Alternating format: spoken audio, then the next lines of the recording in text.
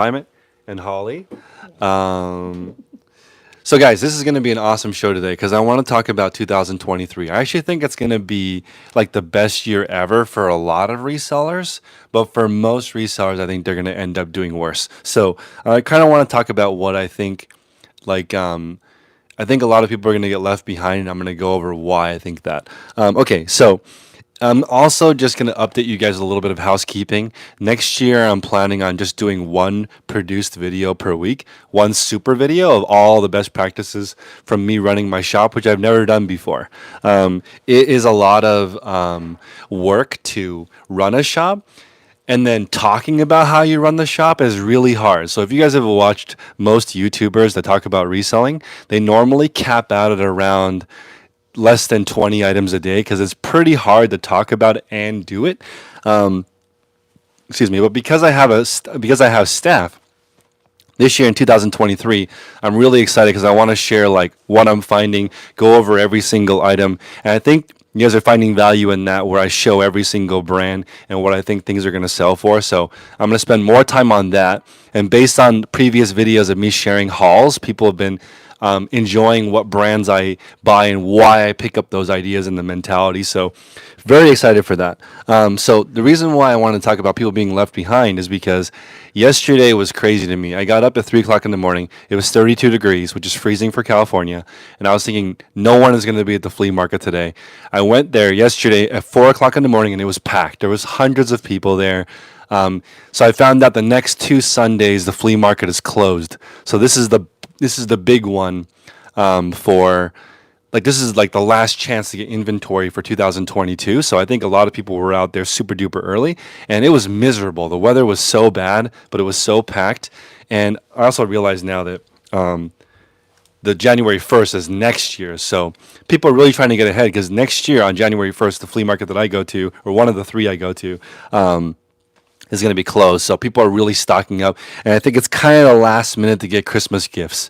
So if you guys are looking to get gifts, probably should order them immediately since it's the 19th.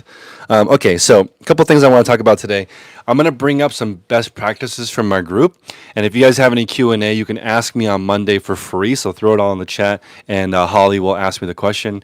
But here's this big thing I noticed from the group. So whenever people have a really good week or a really good month or a really bad week or a really bad month or a bad day, their listing habits change.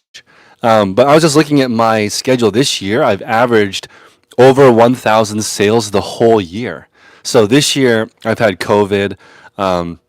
I've had all the. I realize that my pain tolerance is 2 out of 10. So like if I have a slight tummy ache, it ruins my whole week. So I need to work on my physical toughness for next year.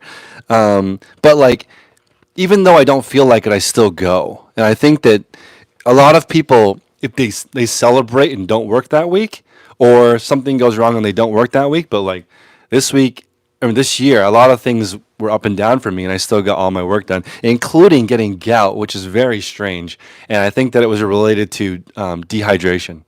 So for me personally, I need to make sure to stay hydrated throughout the day. And I don't know if you guys take charcoal. I'm just going to share that story real quick.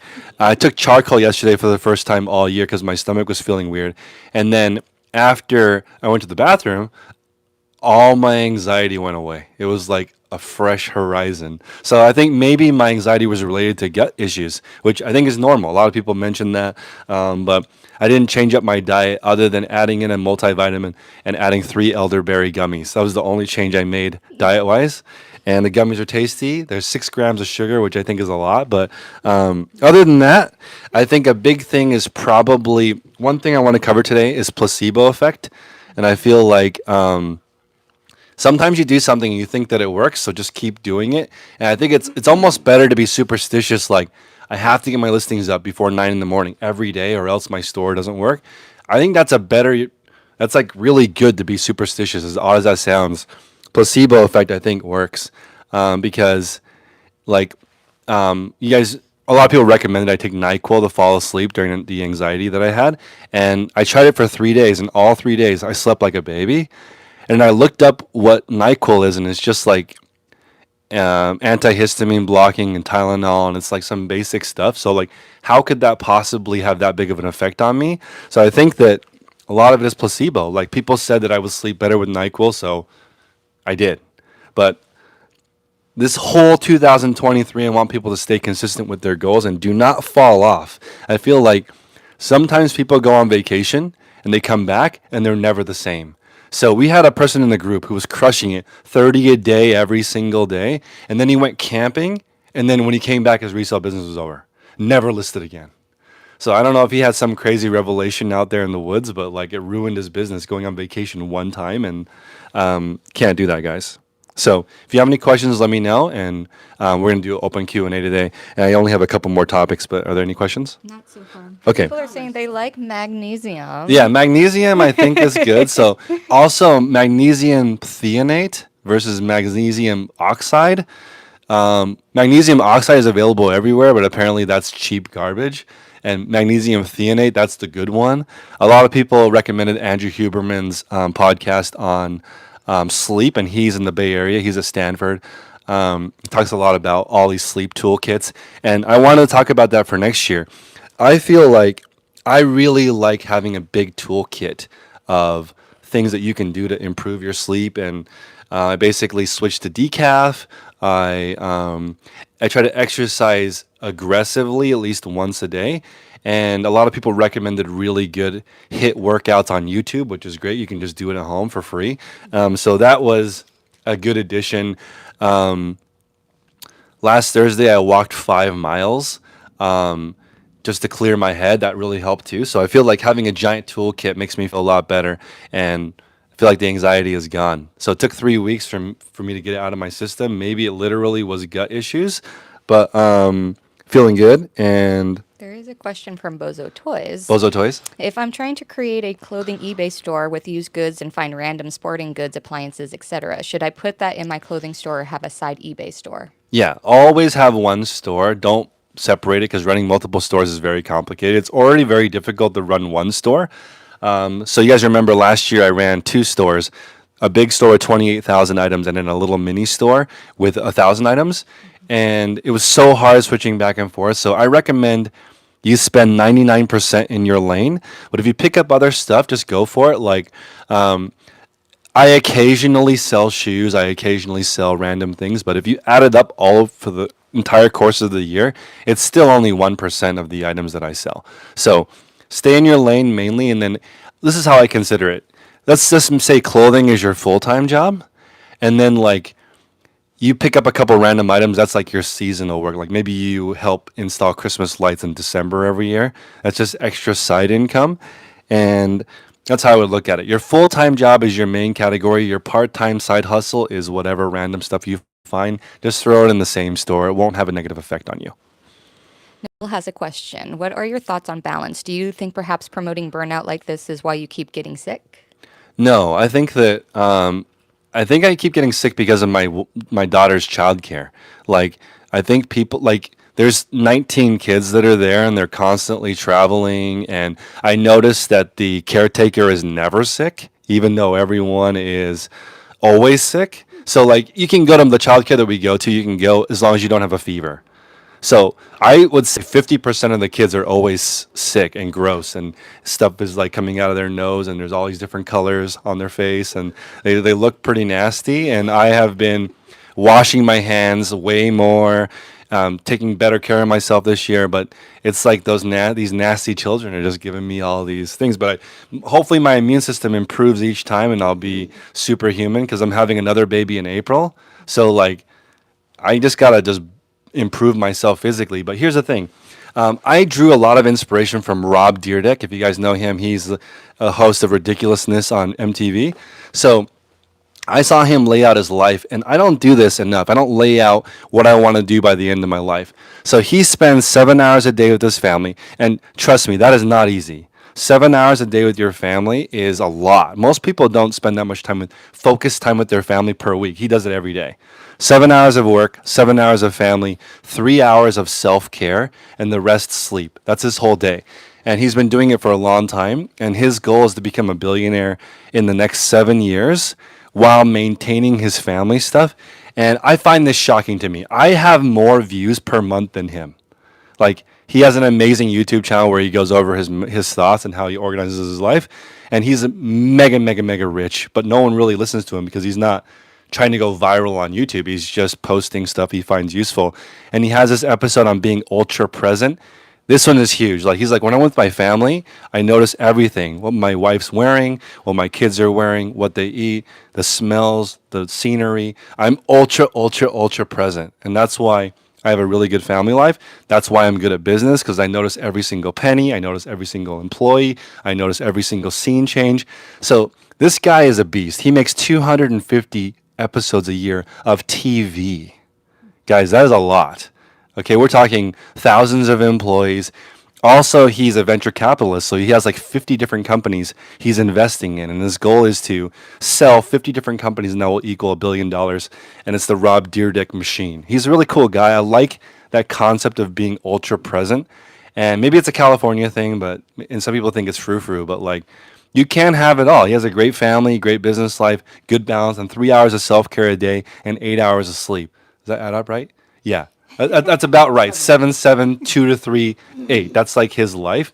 And I feel like that's super dope, the way that he set it up. So I want to do that. I think burnout comes from, this is going to sound super weird, it comes from idleness. If you sit around in your own brain, you're going to have crazy burnout. But if you're active and you set up your whole schedule, fill it with good things. Like, as an example, I don't think about not drinking or not partying. It's just not in my day. My day is set up where I get up, I exercise, I do my mastermind call, I come here, try to set up my show, I try to be a good employer, try to be a good dad. I have a hard cutoff when I pick up my daughter from childcare, hang out with my wife every single night, talk to her. I'm now trying to add in a couple more local friends. I think that would help me out a little bit. But I have fantastic relationships. My health is pretty good, but also I'm doing a lot more than most people. So I think that does add in the stress. When I talked to a therapist for the first time 2 weeks ago, and I'm going to, what he recommended is go weekly with him or any therapist, and then scale back once you feel like that you're doing better. And for me, I was like laying awake at night being like, why can't I sleep? And he's like, that's like thinking, don't think about a black bear. Don't think about a black bear. That's going to be your whole mind. You need a better toolkit for dealing with anxiety and insomnia. So he gave me all these ideas. I started implementing them. I feel way better. And I think that's just all you can do. All you can do is have the best toolkit you can, and things are going to come up. You're going to have anxiety. You're going to be worrying about things, especially the bigger you get. But for me, like I have over $100,000 a month in bills. It's not like that's more than most people. So like I have more bills per month than most people have all year. So there's a lot of stuff, but having a toolkit for me, I feel the worst when I can't do anything. So if I'm laying in bed and I can at least think about like, okay, how do I want to plan next week, or how do I want to plan a trip? That makes me feel a lot better than just sitting there being like, I can't work. I can't be useful. I can't provide value. I'm not helping anybody. What if I can't work and all my employees are homeless? Like, I just don't want that going through my brain. All right. Tweet says, do you know any options that are available to replace what eBay Valet offered? Are you talking about like them doing the work for you? So I don't think so. I think if you're in the group and you figure out how to list an item in about 3 minutes or less, this is photos, listing, putting the item away, and shipping. So 1 minute for photos, 1 minute for listing, 1 minute for shipping, and you have an inventory system, you're going to crush eBay Valet, because eBay Valet was like you drop off your item and they do it for you. So eBay Valet, because they're generalists, they're not going to do as good a job of you because they're just listing like the basics. Like this is a green Arc'teryx jacket, size large. That's not going to be as effective as if you write the title in the right order and understand the where, because you took the photos, you wrote the listing. You're going to get much better results per item. So I found like all of those companies are out of business because they don't work. So you guys remember those stores I sold it on eBay? They don't exist anymore because being a generalist doesn't work. On eBay, you really do need to be good at one category, and your category can be amazing things, and you can be an everything store, but it has to be amazing. Like you have to find cool stuff that basically sells itself regularly. Like some people are great everything sellers and sell just a couple items, but if you want to make a living, you got to find 100 cool things every single week, and it's easier to do it in one category. People think that I don't know why people are so against focusing, but like it'd be hard to be a plumber and a dentist. It's not related. So it's easier to just have 10 plumbing clients than have to Google how to be a dentist. And I don't want my dentist Googling how to do it. I want me to be like the 10,000th customer that he's done the same thing. So Nick has a question. Chris, can you please address the quote high item as described quote 5% return fee? How to combat as a high volume seller? Can you guys confirm? I think it's 6% is the penalty. So essentially, the way to combat it is to have a zero defect rate. So I think that's called Six Sigma lean manufacturing, where you try to get a defect rate of zero.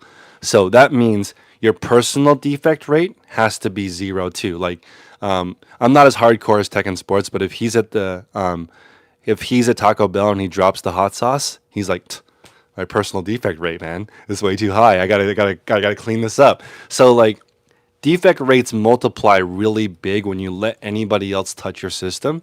So in the beginning, you've got to be really focused on making sure every single item has zero defects in it, especially if you're a bigger seller. Because if you're a bigger seller and you have one person making a mistake over and over and over again, they're creating hundreds or thousands of mistakes in your store. So I have to be careful too because I want to sell 240 items per day. I have to make sure the systems are clear so that Holly and Allison can understand, okay, we're going through the same thing every time to reduce mistakes. So I'm trying my best to not have it be different every single day because that makes it easy to make a mistake. So systems are really, really paramount. That high defect rate is crippling. Like when I was doing like 40,000 a month, I had that penalty one time. That's $2,400 a month in penalties plus lower search rank. It's a no go. You can't have that happen to you because you can't afford that penalty every single month and the lower traffic. So it's like they really penalize people who don't focus on eliminating defects completely. Pamela's question is how to get better at bookkeeping. So this is great. So you guys will be able to see a lot of the systems that I do coming forward because I'm going to show you guys how I do the accounting and bookkeeping for over 1,000 sales per week. So to give you an idea, the first thing you need to do is really get into that transaction page on your eBay, the performance tab, and look at exactly what your fees are. So we have a $99 tier in our mentorship group that's sold out, but the main thing is focusing on details. So you remember I was talking about Rob Deerdeck being really, really present with his family? He's really, really present in his business too. So he understands, okay, as an example, we make these Franken boxes. Can they see it? So these boxes are free from the post office, but they're not free because I know it costs me 50 cents of Holly's time to make a box. I also know that it's like 8 cents in tape, right? So it's not free. It's like 58 cents for me to make a Frankenbox. So when you guys look at all your different expenses, your rent, like if my rent is 2,000 here, or actually my rent is 2307 here. So 2307, if I sell 4,614 items per month, that's 50 cents per item that I'm spending for rent, if that makes sense. So that's sort of how I factor it in. I'd like to spend 50 cents per item for space. And when you start thinking about every single thing in your life, how much you're spending, like I have friends that think about what socks they wear, like they don't want to replace their socks that often, or they just get all the same socks. So when they're doing laundry, they don't need to match it up. Like all these things matter. And when I looked at Rob Deerdeck, I thought this was so dope. He was like, 4% of my time is spent here. 3% of my time is spent there. 8% of my time is spent there. When I'm with my family, I make like every single ounce of my body is with them. So in your business, to be great at bookkeeping, you need to think about every single granular part of your business all the time. And that really helps you because I know that this year, or 2023, my rent's going to go up. It's not going to stay 2307. Like my electricity bill is going to go up. They're going to raise the rent here at least twice this year. So I already know in the back of my head I need to be profitable at $2,500 a month for the same space. I also know this year they're going to raise the postal prices twice. So I need to get really good at buying stuff. So like I'm not going to go over the different brands, but you need to really pick up, you need those home runs. So I have a jacket that I found that I think is worth over $100. You need that to mix in with like regular items that you find to make up for items that you may have to throw away. We have a jacket that is Scotch and soda that has damage on the shoulder. So I'm gonna try to sell this jacket for $5, but if it wasn't damaged, it would be worth 30, right? So because of that quote unquote mistake, I need another jacket that's worth 40 to make up for it. So this is just how you have to plan the game. Tracy Smith says, I ship next day. I'm stuck in the post office line every day, so packages get scanned to avoid a defect. Is there a better way? You can YOLO it and leave it on the counter. And if they scan it within that day, you'll be okay. You can also drop off at the distribution center, which is where I drop off. And I currently, my lady who, tell me if you guys think this is cool, but she asked for a pair of shoes and some tops, size small, because she knows I sell clothing, but I gave her $200. So I was just thinking, like all year, she's been handling all my packages. So I couldn't figure out how to get her shoes and shirts to equal that, so I gave her money. But at the distribution center, they're required to scan because that's like if it skips the local post office, when it goes to the distribution center, you'll get that scan. So some people have that defect where they drop it off at the post office, no one scans it, right? It doesn't scan until like 30 hours later when it gets scanned at the distribution center. So you can look up in your area. You can just drop off at the distribution center, and like 99.999% of the time they will scan, even if you don't watch them do it. Or you can over time develop a relationship with your postmaster general. Each post office is different, and you got to bribe them. I have what are those things called? Madeleines? Those cookies? Oh yeah, Madeline's. So I have 4 boxes of those in my car that I'm gonna give to other like people that help me do things because that small token of appreciation, they're not even expensive. I think it's like $8 at Costco. They're going to think about you and try to help you. So most people aren't doing very much. So if you can grease the wheel, people will help you out more. And having a relationship with your postal pickup person at your normal mail time, having that person scan, it's just a relationship because they're not going to want to scan. They're going to want to just put your packages in the back of the truck and keep going. But if you develop that rapport, it goes a long way. And hit them with the Gatorade, with the bottled water, something to make yourself stand out. And you won't have to wait in line because I want everyone's time to be worth $50 an hour. So that half an hour you're wasting in time, you're losing $25. You might as well use that towards greasing the wheel. I have seen like a lot of times in my life, like, hey, everybody in line, you pause, we'll take care of Chris first. Like, you need to get to that point in your life where they're taking care of you first. And then people will be like, oh, why does that person get to cut in line and get their packages scanned? And they'll be like, you didn't do what they did for us. So that's how you get to that level. Alexica asks, is there still room in the clothing niche for new stores? Yes. I think that, okay, do you guys look at it in feet of closet space? How many feet of closet space do you guys use for your hangers? Do you guys know? No. So like I only have 2 feet of clothing. Like if I just look at the hangers. I probably have 4. So Holly has 4. My wife has like 8 feet of clothing.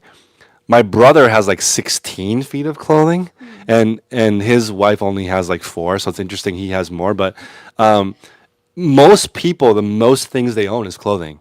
So clothing is not going anywhere. I feel like there's a new study coming out right now that people are staying at home and living with their family and parents. Maybe I'll lose Holly and she'll move back to her with her. No. But if she decides to move back home and she foregoes Bay Area rent, she can wear Balenciaga now. She can upgrade. She can wear Prada or higher if she wants to live at home. Some people are opting for that.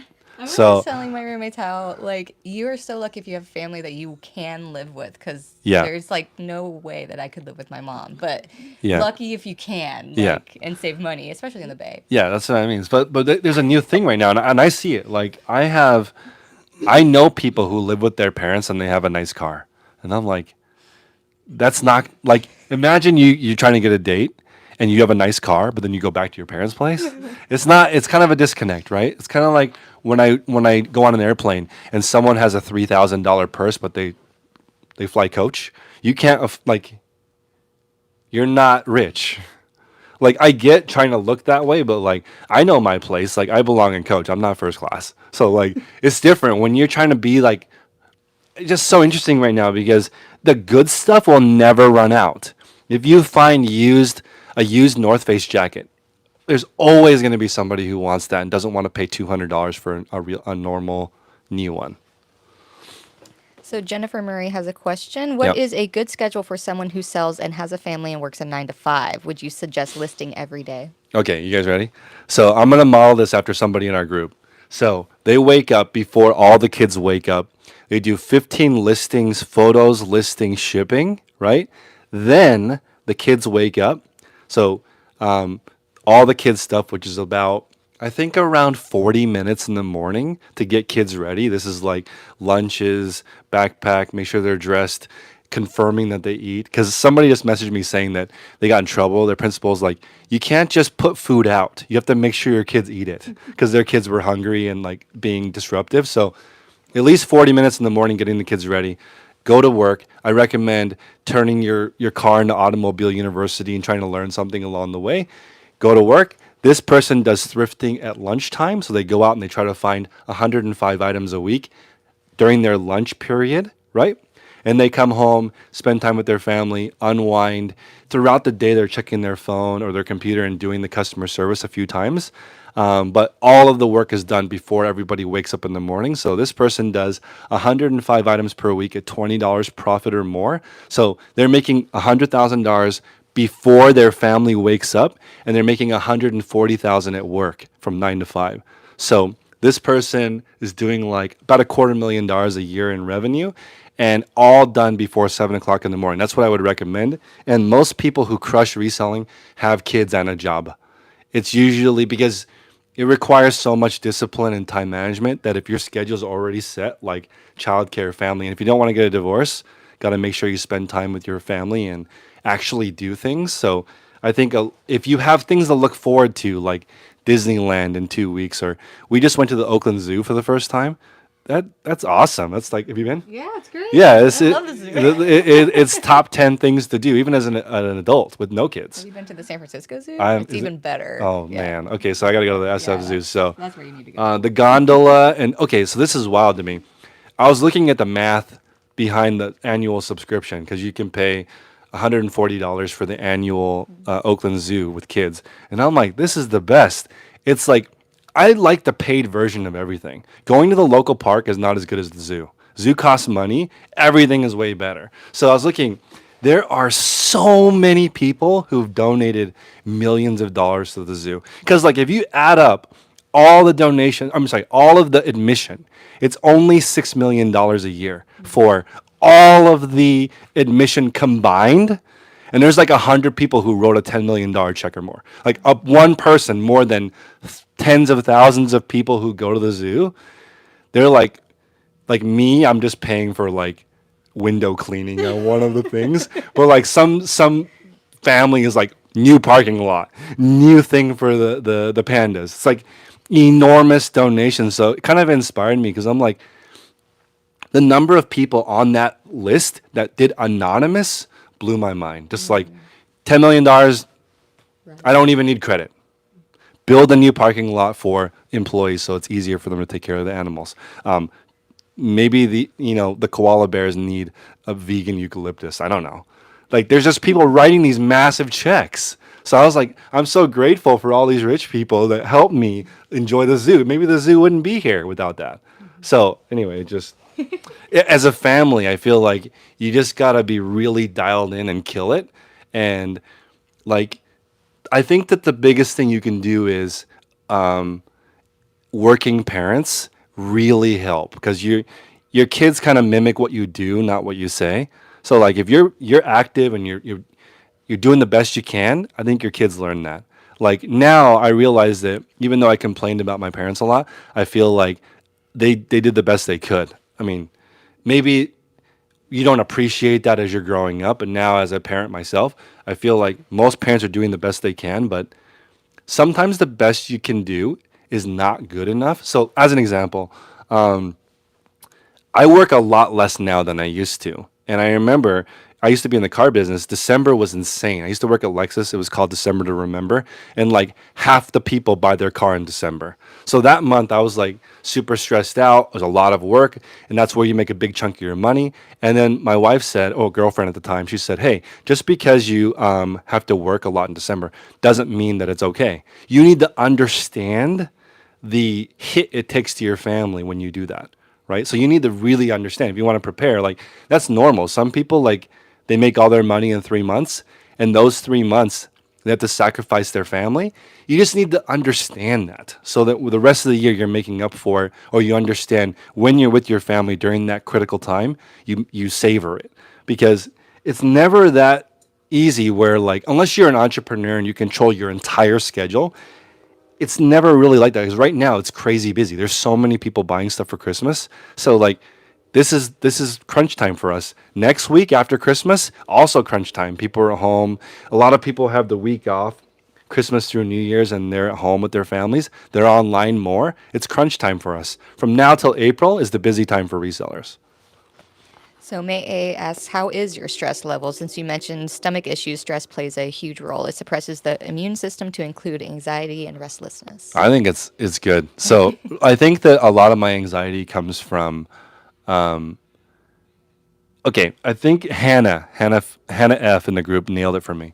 I think a lot about mortality and like I want to get as much done before I'm gone, and that can definitely stress you out. Like thinking about like, okay, I only am going to be on the world on Earth for this long, right? How many life units do I have left? I don't want to waste that time, and that gives me anxiety. So I think that the best I could do is the opposite of that, which is being ultra present, journaling, trying to see, hey, can I do the best I can today, this week, this month, this year?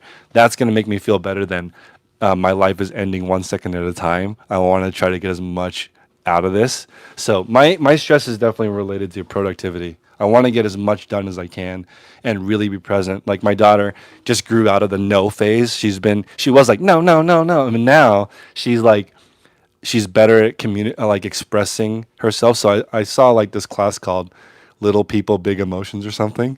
So I was reading through this article and I'm like, okay, she doesn't have the tools to communicate. That's why she's like no or getting angry. Now she's learning more tools and understanding more things. It's different. She grew out of that phase. So I think that when you have more tools and more ways to express yourself and understand what's going on, you are less anxious. But I'm not used to operating at this level. So like I want to serve as many people as I can. So it's just different. I need to get used to it. So we talk about how to safely grow your eBay store. And what you want to do is make sure that you're using profits and growing sustainably. So, as an example, like Holly has a ceramics business. If she was taking out giant loans to run it, it would be way more stressful than like slowly building up, getting some client base, using some of the profit to buy more glaze to grow, maybe get a second kiln down the road. But the faster you turbocharge it, the more stress and anxiety happens. So, I just think you should organically grow. Daniel, in year. So I think 80 to 90% of eBay sellers are not profitable from just me looking at people are spending way more time than they think. They list items that are worse than they think. Their sell through rate is slower than they think. Their packaging supplies cost more than they think. The post office raises their rates twice a year. Their rent is going up. The thrift store is going up. Garage sales people are now asking more eBay prices. That's making it harder and harder and harder. And but people aren't increasing their knowledge to offset that. So 80 to 90% of people will not learn anything and not grow. So that's why I'm going to try to sneak attack everyone this year. I'm going to do an episode every week, best video I can, and insert little tips to help you guys improve your education because that's what it takes. More knowledge is going to be the only way out of this. So you're either going to make it because you're really sharp and becoming a better person, or you're going to be left behind because it becomes so much more difficult to survive. Sal asks, what time do you wake up daily? I'm currently waking up at 5. So I only live 3 minutes from the gym. So I can wake up, and if my car keys and cell phone, this is my hack. I charge my, this is going to sound really silly. I charge my cell phone in my pants pocket. You do? Yeah. So when I wake up to turn off the alarm, like I'm holding my pants already. So I'm ready to go. And that has really helped me. So if I don't feel like going to the gym, and usually that's because I'm cold, and since I'm a weakling and any physical discomfort shuts me down, I realize I need to be super warm in order to go to the gym. And if I'm too lazy to go to the gym, I'll just do a quick workout on YouTube in the living room. So I'm just sort of like thinking about future Chris, and I want to wake up around 5, and I want to be going to bed around 9. So that's my current schedule for, and I want to stop working around 6. AA has a question for Yep. an everything seller wanting to hit 70K profit in 12 to 18 months. How many daily listings will you recommend, and at what profit per item? So 70K is like 6,000 per month, which is a perfect goal because that's $200 profit a day. I think about this a lot. So $200 profit a day is going to be 10 $20 items, or 20 $10 items, which is more realistic. So what I would aim for is 20 $20 items, so that when you have these really good items, sometimes you have to discount them a bit to help them move. That's where it is going to be safe. So as an example, can we switch to this angle? Yeah, I'll move over there. Okay, so hopefully this makes sense for people who are quote unquote beginners. Out of 40,000 items that I found over the weekend, I'm sorry, I looked through 40,000 items. I only found 22 items that I feel like I can make $20 profit on. So if I was a beginner, I would only list this pile of 22 items, because as a beginner, you don't have time to list thousands of items. So this is all I could do because you only have so much time, space, and you're learning how to do it. So I would only pick up the better brands. That's why now I'm thinking about every single week sharing these brands with you guys so you can get an idea of what I'm looking for and why I pick these types of items. And it's going to change. So since I started at the beginning of the year, some of these brands have evolved. As an example, Madewell used to be one of the brands I pick up as my better brands, but now I consider it more mid-tier. So I'm going to show you guys back here. There. You can see all of these bags of clothing, and this is mid-tier right here, and these are what I consider sort of the lower tier. As a beginner, you wouldn't pick up these items because you don't have time to list thousands of items. My capacity is 1,000 or more items per week, so I pick up everything. But if you guys are only listing 100 items, pick that kind of stuff where you're looking all day and just picking up a few good items. And people always say like, oh, I can't find good items. It's because you're not looking enough. Like, you need a deep Rolodex. I know literally thousands of brands, and I've been doing this for many years. I still only pulled 22 items out of the entire time at the flea market. It's also insanely competitive. Apparently, everyone is waking up at 3 o'clock in the morning in the freezing cold to go out there. So this kind of bulk stuff is more for advanced sellers, and it's difficult. I don't know if there's that's why I want everyone in this group dedicated to growth. And I know that in 2023, my YouTube channel might shrink. There might be less people who watch because I don't know, for whatever reason, but I want to help as many people as I can. So I think that if I help people who want to learn, everybody else will be lifted by that. So hopefully that makes sense, guys. Christian has a question. How do Yep. you feel this 2023 for the reseller community? I think it's going to be awesome for the people who want to learn, and devastating for the people who want to just rest on their laurels. I don't know what that means, but I've heard that before. The people who rest on their laurels and don't learn are going to get crushed because it's going to get way harder. There's just so much more competitions. Like, people talk about the good old days. Right now is the current good old days. In the future, it's going to get even harder. Like, there's robots now that are trying to replace reselling. Like this. Let me give you an example. You find an item, you crumple it up, you throw it into the machine. The machine stretches it out, cleans it, steams it.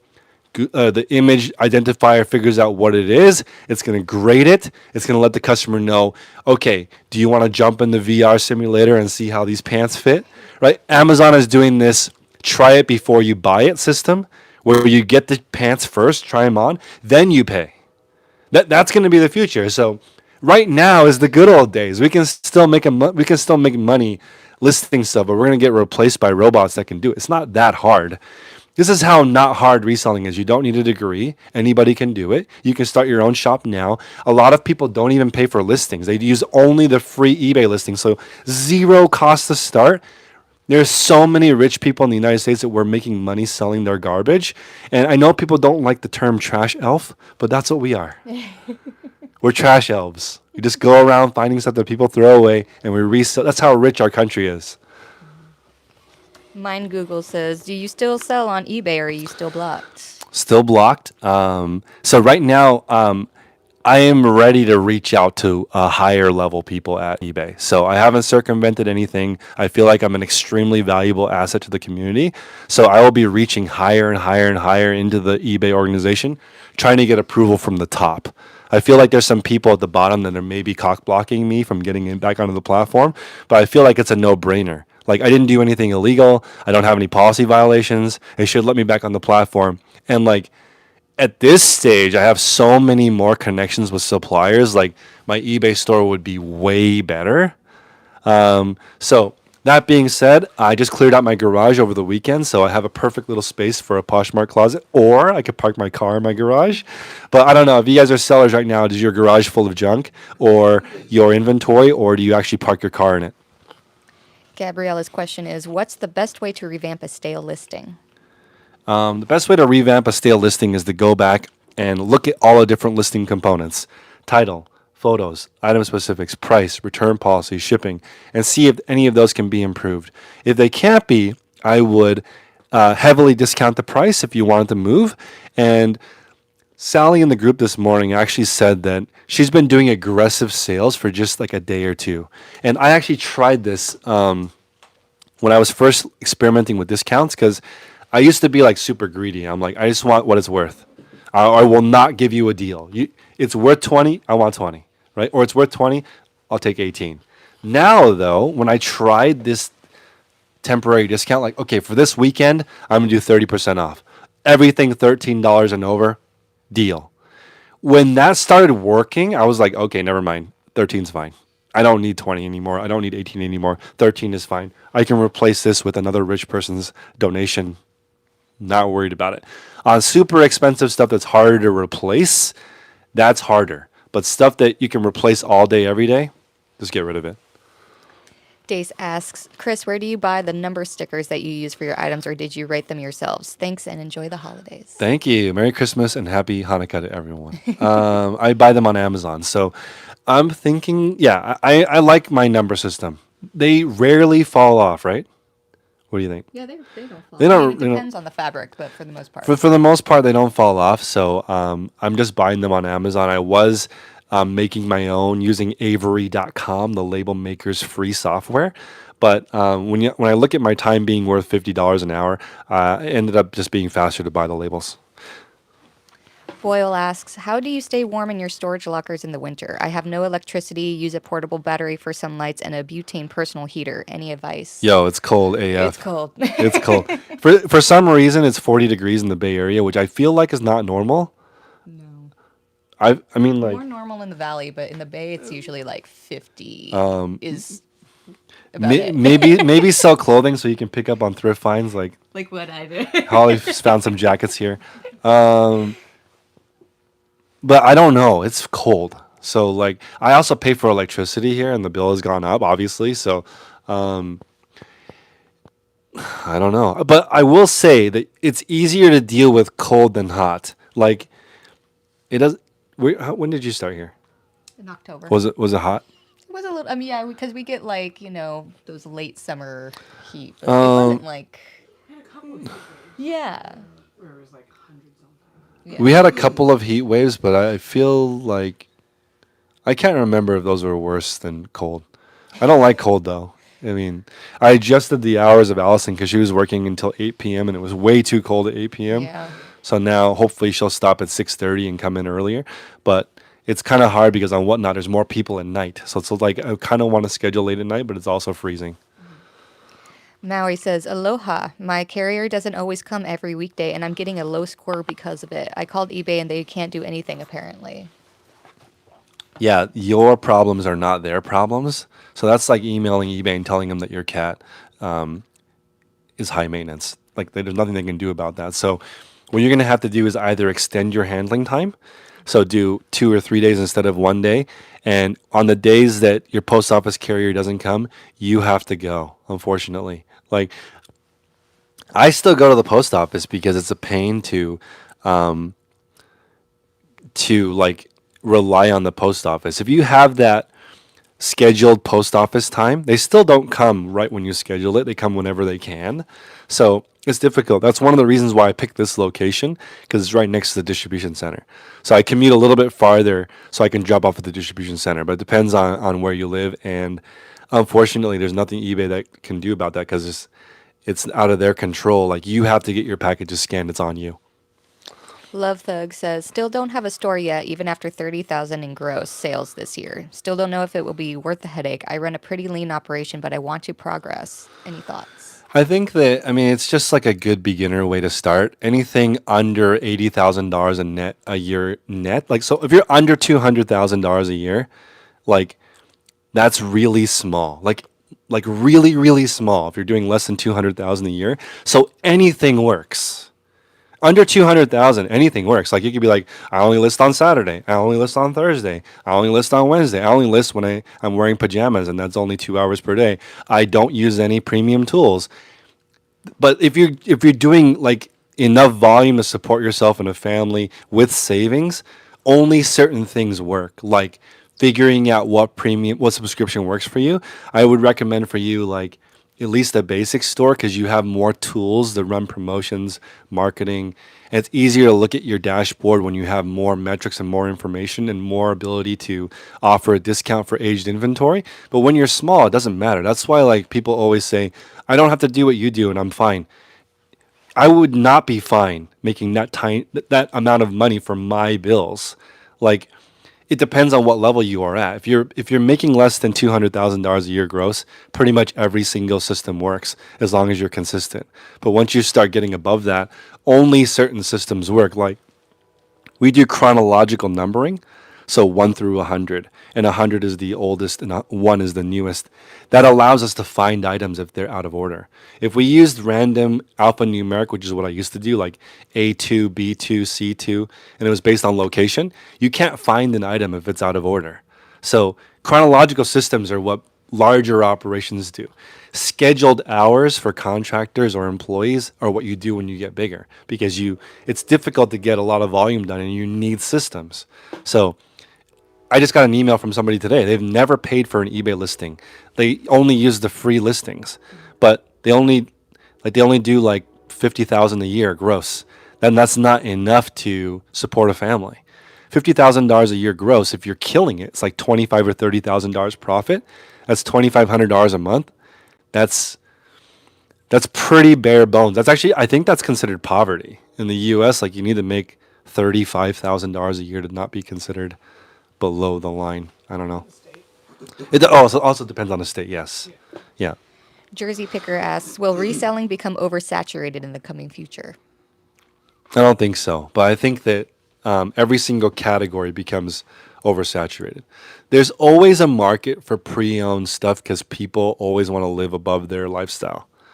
So, like, I hear this all the time. I resell so my family can wear the best brands, and I'm like, that's not a good. I don't feel like that's a good reason. You want so like you're fake. You can't afford like you can't afford a champagne lifestyle unless the people who are drinking champagne throw it away and you get it out of the trash. Like it's a weird thing to say like that doesn't matter. Like you have the wrong priorities. What about like I resell so my family doesn't have to worry about money? Right? I feel like that's a better or I resell so I can have some savings or I resell so my family can have good brands. That's so weird to me. Like especially after you've resold for a while, I think you stop caring. Like you wear the stuff that makes sense. You don't wear the stuff that is a good brand. If I wore Balenciaga or Prada or Louis Vuitton or Gucci, I don't know if that that'd probably turn off most of my audience, and it would make me look silly. And in Oakland, I would get robbed. Easy. Like me driving in my sometimes when I'm driving in my Prius, homeless people skip my car. They're like, this guy doesn't have any donations. I'm gonna go to the BMW next to him. So like it's easier. I don't know. It's like kind of distracting to get to like I don't know. I don't know. Blaze asks, does the eBay algorithm favor people with more feedback? Yes, the eBay algorithm favors people with more history. So like like that's why like I always relate things back to dating because you're dating eBay, and eBay is recommending people to you based on your history. So like, if you're on a dating site, I want to have like recommendations. Like you think, don't take my opinion. Talk to this person. They're going to tell you I'm a good guy. That's why I like referrals. Online dating would be weird to me. I would rather reach out to all my friends and be like, anybody know anybody who matches these criteria for me? Because then you get that referral. They're like, I already know Chris, he's all right, like give it a shot, give it a first date, right? So that it helps. So you want eBay to recommend, right? So this is the whole point. They'll recommend you if you already have a history of doing a good job. So hopefully that makes sense. But more feedback means you've had more history of doing a good job. Both of these games, hey, they ask, should I try to look poor when sourcing at garage sales for a better deal? I mean, you show up in a Lambo, I feel like the price goes up.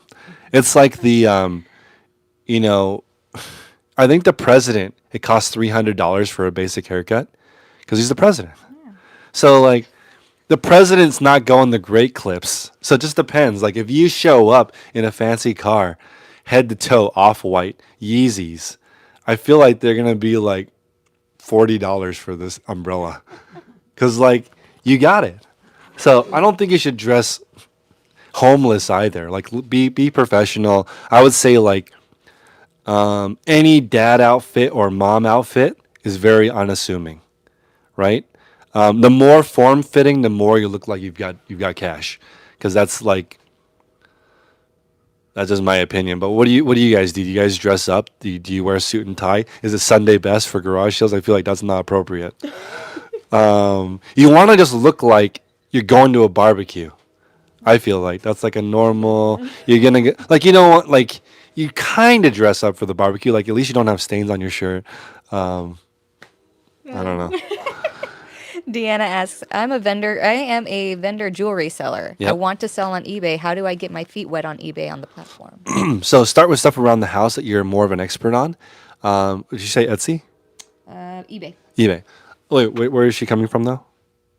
It just says eBay. Yeah. Oh, she's a vendor. Yeah. I would start with stuff around the house, and eBay is very brand heavy, brand and category heavy, because people need to search. So a really cool shirt with a shark eating a turkey, that's cool, but like no one searches for a shark eating turkey shirt, right? They're gonna search more for Nike I or did Adidas. last night. Just kidding. Holly looks for that shirt. Most people look for like brands. So like you want to look around the house and you want to list it like you bought it, right? So like for example, I might be looking for Land's End lamb wool sweater large. I might be looking for that type of item. So that's going to be to your advantage because you're already in the mind of your buyer, and that's really going to help. So what's going to sell best on eBay is what you have the most knowledge on, and you want to spend most of your time on that. So as an example, for me, it makes the most sense to focus my efforts on making money in regards to reselling because it's the category or sphere of influence that I know the most about. Like I lost 70% of my cryptocurrency investment, which makes sense because I know nothing about cryptocurrency. That's why I like the idea of investing basically 0% of my net worth into cryptocurrency because I don't know anything. It would not be a good idea for me to sink half of my money in the NFTs because I don't know what that is, right? So it's really smart to put all your energy and resources into what you know best. And usually what you know best is what you already own. Digital J says, buying in bulk / wholesale and having a storage facility followed by fulfilling orders myself would be the right format along with doing drop shipping with proper suppliers. What do you think? That's an interesting question. So, like, that's kind of a loaded way to present it. But if, for example, the company Tape King, reached out to me because I was like, is there any companies out there that I could sell their stuff and I'll take an equity position in your company or we'll work out some kind of a deal? And they're like, yeah, potentially we could work out a deal with you where you own part of the company, but most likely it's just a piece of the pie. And so we could ship you a container of tape, and I could have one of these units full of tape, and I would need to figure out how do people buy tape? 5 rolls, 10 rolls, 20 rolls, 50 rolls, 100 rolls. How would I optimize the shipping? And then I could fulfill it myself, or I could drop ship directly from them. They're an authorized distributor. They have all the contracts that allow them to get the tape from the manufacturer organized the way that they do it. Also, they offered private labeling for me. So if I wanted daily refinement tape, they could send out the tape with the core of the tape, like the inside of it would say daily refinement on the piece of paper on the inside. So that's me drop shipping my own product. They're just producing it along the way. You can do all those different ideas. It's just that you can't do that and resell, in my opinion. It's one or the other. Like either make your own products, which has a bigger upside because one day you could sell that brand. But the alternative is selling stuff that people already spent the time making, and you don't have as big of an upside, but you're taking advantage of all the marketing and work that they've put into it. So selling a Patagonia jacket's pretty easy because they already spent $500 bajillion making Patagonia cool. Deuce27 asks, can anyone join the $99/monthly group? It's sold out right now, but you get the same thing at $34.99. So you can meet with me in the morning on Mondays, Monday through Friday, 6 a.m. for an hour as my office hours. I can answer all the questions that you have in person, or you can go to text call. I consider him the goat of reselling. Tuesday evening from 4 p.m. Pacific till the cows come home. He'll do the call for 9 hours if you have 9 hours worth of questions. Also, hope for everyone. I'm turning 38, and on Sunday, Christmas Day, Christmas baby here. Michael Jordan came out of retirement at 38. So there's still hope for me at my age to still do something with my life. If Michael Jordan already came out of retirement at that age, I mean, it gives me hope that there's more to it. Because I sometimes look around me and feel like my life is over. Compared to all these people who've done more before at their age, I'm like, I have done nothing. But Michael Jordan coming out of retirement at 38 gives me hope. Anonymous Dan asks, how are you planning to get your eBay back? What does that process look like? Are you requesting to be reinstated? Yeah, so I wrote them a letter and still waiting on the response. I assume, it's interesting because when I got suspended, they gave me people to reach out to get an appeal going. So I just started that process of the appeal process, and now I think I need to reach higher into the eBay organization and find somebody who's important that can just be like, let this guy back on the platform, override everything. I've talked to numerous people that have said that all suspensions are temporary. There is no such thing as a permanent suspension. And you've seen, there's people who've done illegal stuff and are back on eBay, and I didn't do any of that. I don't have any policy violations. It even says on my suspension, you may, or like it doesn't say you are suspended for this reason. It just says you're high risk. So I assume I eventually will get back on the platform. It might just take time. There is one pro. All of my negative feedback have fallen off. I had about 7 negative feedback, and they've all expired. So when I get back on the eBay, it'll be all perfect feedback. Prim's question is, I got a crate of sunglasses, which are Ray-Bans, Yep. returns, and like 20 pairs of 100% authentic, and they are still keep getting taken down. What can I do to avoid this, and how can I provide eBay or other sites proper receipts? You can't because you need permission from Ray-Ban to sell those. So that's one of the reasons why I got suspended. You need like actual proof that Ray-Ban has allowed you to list their sunglasses, and you're not going to have that. So it's difficult because they have no way of verifying that your Ray-Bans are real. That's really the issue. They could 100% be real with the receipt, with a 3D camera going over it, with this guy from Ray-Ban being like, these are legit. They're still going to suspend you or remove those listings because you don't have permission. So it's difficult. That's something that I would definitely pass on. Ray-Ban is very, very, very strict. So maybe list them as pre-owned, but that's up to you for that type of risk. And we'll take 2 more questions. Gabby asks, do you ever go to the Oakland Goodwill bins? So there are 6 Goodwill bins in my area, 5 or 6, and the Goodwill bins I don't go to, but Allison goes to. So It's interesting. Maybe I'll go there and check it out. It is really close to here. So the Goodwill Oakland bins is like just 4 miles from here, and the Salvation Army bins is zero point 0.3 miles from here. It's walkable. So I never go there because it's intimidating.